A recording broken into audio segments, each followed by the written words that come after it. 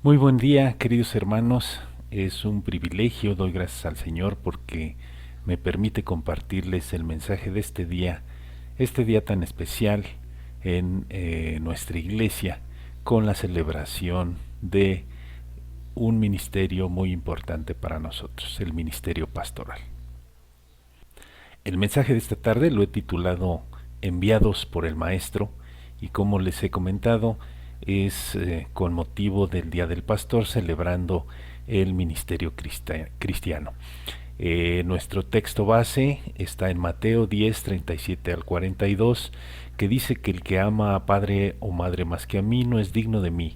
El que ama a hijo o a hija más que a mí no es digno de mí, y el que no toma su cruz y sigue en pos de mí no es digno de mí. El que haya su vida la perderá, y el que pierde su vida por causa de mí la hallará. El que a vosotros recibe, a mí me recibe, y el que me recibe a mí recibe al que me envió. El que recibe a un profeta, por cuanto es profeta, recompensa de profeta recibirá, y el que recibe a un justo, por cuanto es justo, recompensa de justo recibirá. Y cualquiera que dé a uno de estos pequeñitos un vaso de agua fría solamente, por cuanto es discípulo, de cierto os digo, no perderá su recompensa. Hermoso llamado, y también reflexionar en la vocación ministerial, que no es otra cosa que un camino compartiendo lo recibido por gracia. Dice Mateo 10, del 6 al 8, en ese mismo capítulo: sino id antes a las ovejas perdidas de la casa de Israel, y yendo predicad diciendo, el reino de los cielos se ha acercado. Sanad enfermos, limpiad leprosos, resucitad muertos, echad fuera demonios, de gracia recibisteis, dad de gracia.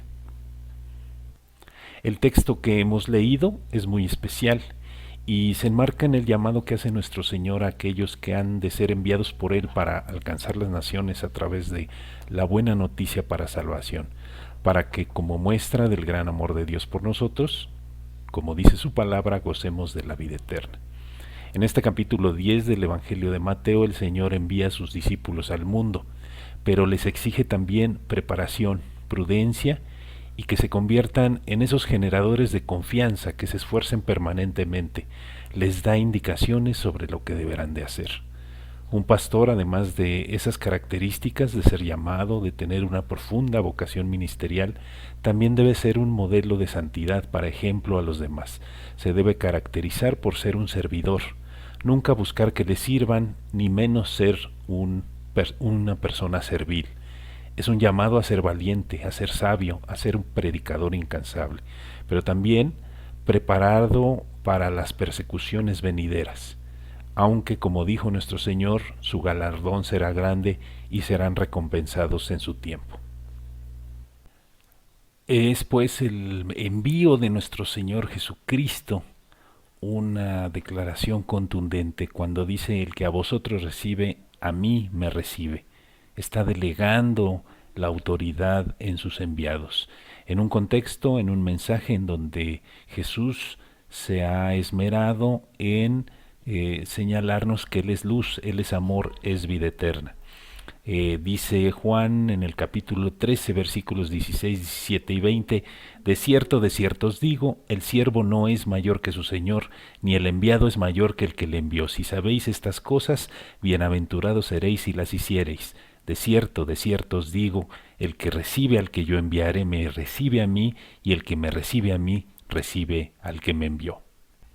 En una iglesia o comunidad cristiana suele haber toda clase de capacidades y talentos, aunque ello no implica necesariamente que se dé una situación de renovación espiritual. Todos necesitamos esa limpieza, y antes de proceder a limpiar el camino o la vida de otro creyente, necesitamos que el Señor limpie nuestros propios corazones, nuestros propios pies y corazones. Jesús se refiere a que quien reciba a sus enviados, le recibe a Él y recibe a Dios. Estas palabras Mateo las reseña como parte del llamamiento de los apóstoles, pero el evangelista Juan las transmite como parte de ese episodio que conocemos en el aposento alto, en donde el Señor comienza a dirigirse a los suyos, mostrándoles con el ejemplo que deben ser servidores. Es aquel momento, recordemos, cuando les lava los pies y les impone la necesidad de servir. Juan, el evangelista, después de dedicar el inicio de su escrito al tema de la luz, ahora comenzará con el tema del amor, pero para posteriormente enfocarse en el tema de la vida. Y ahora llegamos al tema de la recompensa que está el Señor Jesús mencionando para aquellos que son enviados, y bajo la reflexión de que el ministerio no es un monopolio. Dice Marcos 9 del 38 al 41, Juan le respondió diciendo: Maestro, hemos visto a uno que en tu nombre echaba fuera demonios, pero él no nos sigue, y se lo prohibimos, porque no nos seguía. Pero Jesús dijo: no se lo prohibáis, porque ninguno hay que haga milagro en mi nombre que luego pueda decir mal de mí, porque el que no es contra nosotros, por nosotros es. Y cualquiera que os diere un vaso de agua en mi nombre, porque sois de Cristo, de cierto os digo que no perderá su recompensa. Por otro lado, ahora Marcos relata este mismo episodio, pero agrega un nuevo elemento: no olvidar que todos somos servidores del mismo Señor. No es un monopolio restringido a cierta casta sacerdotal, es un ministerio de servicio, es una vocación. Seguimos una causa en común, que es extender el reino de Dios a toda la creación, y hace un reconocimiento a quienes le reconocen, porque vienen enviados por el mismo Señor, porque tendrán a su tiempo su recompensa. Y aquí quiero compartirles, queridos hermanos, un testimonio de vida, un testimonio de un personaje que es parte de la historia de nuestra iglesia, el pastor Vicente. El hermano Vicente fue quien fundó la obra metodista en la ciudad de Tuxtepec, Oaxaca. En la imagen vemos el actual templo que alguna vez fue metodista, junto al edificio de la escuela que también fundó él, el antiguo Instituto Benito Juárez y actualmente Colegio Tuxtepec, que cuenta con primaria, desde preescolar, primaria, secundaria y bachillerato. Esta es la historia de Vicente. Vicente fue un joven de origen campesino, nació en San Juan del Río, en Querétaro. Conoció al Señor a temprana edad y desde niño sintió el llamado a servir. Era su oración que el Señor le confirmara ese llamado, y en una de sus jornadas en la milpa, teniendo 13 años de edad, sintió la imperiosa necesidad de arrodillarse y orar a Dios para que le confirmara ese llamado. Platicó entonces con el pastor de su iglesia, quien lo encaminó a inscribirse en el seminario metodista, pero antes debió estudiar la secundaria en el internado de Puebla. Para eso tuvo que esperar 2 años, ya cumplidos los 15 años de edad. A esa edad Vicente se trasladó a Puebla al internado metodista, donde terminó estudios secundarios y la carrera de profesor en primaria, y por fin pudo ingresar al seminario teológico para ser pastor, ya teniendo 20 años de edad. 5 años de intensa preparación, incluido un nombramiento como predicador local en algunas iglesias cercanas a Puebla, desde que tenía 17 años. Es decir, siendo un intermedio, ya tenía esta vocación de servicio que pudo ejercer a través de la iglesia metodista. Finalmente, un par de años después, egresó del seminario, fue enviado a la iglesia de Miraflores como pastor y como profesor de la primaria de la escuela metodista, que allí atendía a más de 500 alumnos. Ya contando con 24 años, Vicente escribiría estas líneas: en enero de 1899 fui nombrado pastor en Zacualtipán, Hidalgo. Regresando de mis vacaciones en San Juan del Río, me dirigí a Miraflores, pasando por Gante 5 en la Ciudad de México. Me encontré con el señor Abundio Tovar y Bueno, presbítero presidente del entonces distrito de Orizaba. En su plática muy animada me pintó con los colores más vivos que pudo el interés que animaba a un grupo de simpatizadores residentes en la población de Tuxtepec, Oaxaca, los cuales suplicaban con encarecimiento que se les enviase un obrero. Me dijo que ya habían designado a uno, pero teniendo en cuenta que en dicha región los arribeños eran generalmente víctimas seguras de la fiebre amarilla, renunció pasando sus relaciones ministeriales a la Iglesia Metodista Episcopal del Sur. Enseguida me lanzó la pregunta: ¿y usted no tendría miedo de ir a ese lugar? Mi respuesta fue: tendría el mismo miedo que es natural en todo ser humano, pero si la Iglesia me lo ordena, iré, aunque sea acompañado de mi miedo. ¿De veras?, replicó él. Le volví a decir, si el propósito de Dios es establecer la obra en ese lugar, tiene que valerse de un hombre, y si el designado por él soy yo, no debo rehusarme. El viaje a Tuxtepec se efectuó en la primera quincena de marzo de 1899. Lo hicimos el señor Tovar y yo, a lomo de mula desde la ciudad de Córdoba. Debo compartirles que estos documentos llegaron a mis manos hace algunos días y me pareció muy interesante compartirles esta historia. Por la época en la que estamos hablando, deberán de recordar, en nuestro país no existía ningún tipo de caminos ni de transportes a excepción del tren México-Veracruz, y había dos formas de llegar a Tuxtepec, Oaxaca.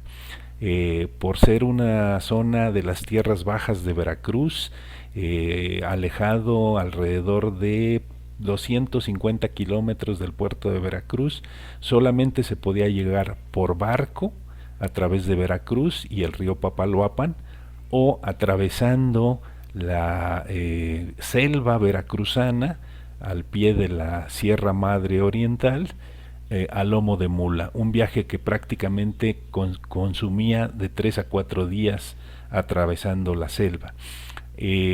¿Por qué no se fueron por Veracruz? Porque había una epidemia de fiebre amarilla. Entonces, para evitar la enfermedad, decidieron irse a lomo de mula. Allí predicó, ya llegando a Tuxtepec, Oaxaca, logrando consolidar una pequeña congregación. Curó enfermos con sus conocimientos básicos de herbolaria, abrió puntos de predicación y una escuela primaria para niños. Al final del año escolar invitó al presbítero de distrito, su superintendente, al pastor y profesor Abundio Tovar y Bueno a la clausura de cursos y recepción de miembros en plena comunión. Debido a las peripecias del viaje de ida, decidieron regresarse por la vía más cómoda. Tomaron un vaporcito por el curso de todo el río Papaloapan hasta el puerto de Alvarado en la costa del Golfo de México, y de allí otro vapor hasta Veracruz. De allí toman el tren a la Ciudad de México. Recordemos que en 1899 no había carreteras en nuestro país. En Orizaba, Vicente se despidió de su maestro y presbítero de distrito, el señor Tovar, para continuar el viaje. De la Ciudad de México tomó el tren a San Juan del Río. 5 días después, Vicente recibió un telegrama avisando que el señor Tovar se encontraba muy enfermo por haber contraído la fiebre amarilla. Probablemente pescó el microbio en el puerto de Veracruz o en Alvarado. 2 días después, un nuevo telegrama. Tovar había fallecido. El joven pastor Vicente quedó sacudido. A sus escasos 24 años de edad, el joven pastor escribiría: yo esperaba que el gabinete conferencial, teniendo en cuenta el grave peligro en que nos encontrábamos los obreros que trabajábamos en aquella región, acordaría mi traslado a la mesa central para librarnos del peligro. Pero fue todo lo contrario, pues cada año se repetía mi nombramiento para el mismo lugar hasta que hube completado 12 años de permanencia en él. Al final de su ministerio allí, en 1911, quedó una congregación con su templo, entre 80 y 100 congregantes, 5 puntos de predicación en pueblos circunvecinos y la escuela anexa al templo con 150 estudiantes de primaria, niños y niñas. Fue la primera escuela para niñas en la historia de la ciudad. Además de la gratitud de sus congregantes, Vicente recibió muchas satisfacciones y recompensas en los años posteriores por esos años de ministerio. Entre ellas, conocer a su esposa, la señora Manuela Orlando, quien fue su congregante, su colega maestra y su compañera por el resto de su vida. Debo compartirles, Vicente, este joven Vicente, el pastor Vicente, se llamó Vicente Osorio Barrón y fue bisabuelo de su servidor. Desde el punto de vista de John Wesley, fundador del metodismo, los pastores metodistas no son llamados desde un punto de vista pasivo ni contratados, son enviados del maestro. En uno de sus sermones, Wesley menciona que la preocupación del pastor metodista debe ser el cuerpo, el alma y espíritu, pero de las ovejas, esa integridad humana que está terriblemente enferma. Ante la mirada de Dios, escribía Wesley, todos estamos enfermos, por dentro y por fuera, y había que sanar a estas heridas. También Juan Wesley creía que los predicadores itinerantes eran más eficaces porque los que echaban raíces se ponían cómodos, y eso era algo que Wesley siempre combatió, la comodidad, porque la comodidad nos lleva a la conformidad y la conformidad nos lleva a la mediocridad. Hay 6 temas centrales en la predicación en los escritos de Wesley. Ellos son el problema del pecado, la gracia precedente, la justificación por la fe, el nuevo nacimiento, la seguridad de la salvación, la santidad de corazón y vida. En resumen, el problema del pecado para él es una enfermedad universal que debilita la vida humana. Wesley dijo que los pastores metodistas no son llamados ni contratados, son enviados. La itinerancia se refiere específicamente al compromiso de los pastores de ir y servir a donde quiera que sean enviados por las autoridades de la iglesia. Estos nombramientos que nosotros vivimos en nuestra iglesia es la acción realizada por los obispos, ahora por los gabinetes, pero son 2 cosas diferentes aunque relacionadas. Los pastores en nuestra iglesia entonces tienen el compromiso de servir donde se les envíe. Es tiempo pues también, como parte de esta reflexión, dar gracias a nuestro Señor por nuestros pastores, porque ellos son ejemplo y guía. Dice el texto bíblico, acordaos de vuestros pastores que os hablaron la palabra de Dios, considerar cuál haya sido el resultado de su conducta e imitad su fe, dice Hebreos 13:7. Damos gracias por lo que nos enseñan, nos guían y nos acompañan, porque son los que nos recuerdan el ejemplo del buen pastor, que da su vida por sus ovejas, que no solo el pastor que cuida, alimenta y arrea cuando es necesario, sino también es la puerta del corral que permite la entrada al redil de las ovejas descarriadas o de aquellas que, perteneciendo a otro redil, acuden al llamado de su voz. Pastor, con tu compromiso cambias vidas y generaciones enteras, porque al cuidar tu conducta y su resultado te conviertes en un ejemplo de fe. Es mi deseo y mi oración que así sea, que Dios nos siga acompañando y bendiciendo a través de nuestros pastores. Felicidades y que Dios les bendiga.